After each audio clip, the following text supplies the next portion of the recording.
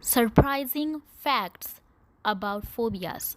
The word phobia gets thrown around a lot in conversation, but how well do we really understand them and the effects they have?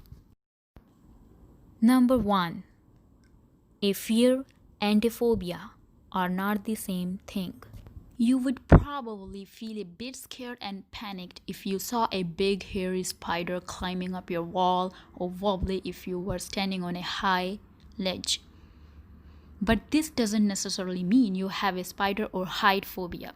Although it doesn't feel very nice, fear and some level of anxiety are normal emotional responses to either a real or perceived threat. A specific phobia, on the other hand, is an overwhelming fear of objects or situations. For example, if someone has a spider phobia, they might do everything they can avoid spiders, and it can even start to consume their life. They may spend huge amounts of time thinking and worrying about spiders and avoiding places and activities where spiders might be, like the bush or walking outside at night. Number 2. There are more than 400 phobias. You can have a phobia of pretty much anything, but there are over 400 recognized phobias out there. Some, however, are much more common than others. Phobias such as the fear of heights, acrophobia, fear of flying, aviophobia, fear of enclosed spaces, claustrophobia, fear of spiders, arachnophobia, fear of snakes, aphidophobia, fear of dogs, cynophobia, fear of needles, trypanophobia, and the fear of germs, mysophobia, are all pretty common. Number 3. Some phobias may sound strange. There are also some rarer and seemingly strange phobias out there, like the fear of beautiful women, phobia, fear of cheese, chorophobia, and fear of developing a phobia, phobophobia. Ironically, hippopotamonstrosesquipedaliophobia is a phobia of long words, and it sounds like I have this phobia too. No doubt, this 15-syllable word was made up by someone not very nice. There is even a phobia that no matter where you are or what you are doing, a duck is watching you, called anatidaephobia. Number 4. Some phobias did not used to exist. While some phobias are as old as the hills, others are much more recent. For example, there has been a big rise in nomophobia, the fear of not having your mobile phone on you. Someone with nomophobia can feel intense anxiety if they have no phone signal, have run out of data or battery power, or even if their phone is out of sight.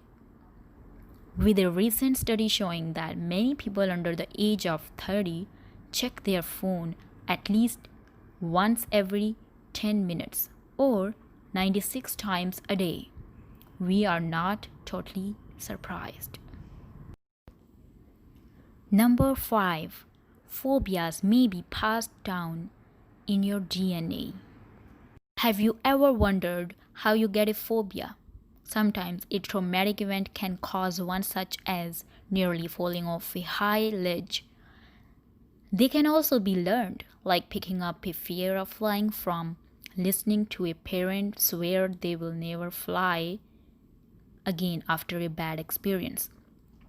But what if you have never actually had a traumatic public speaking experience, but the very thought of public speaking still makes you struggle to catch a breath?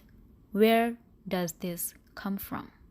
As crazy as it sounds, Experts say this could come down to an experience once of your ancestors had, which has been passed down in our DNA.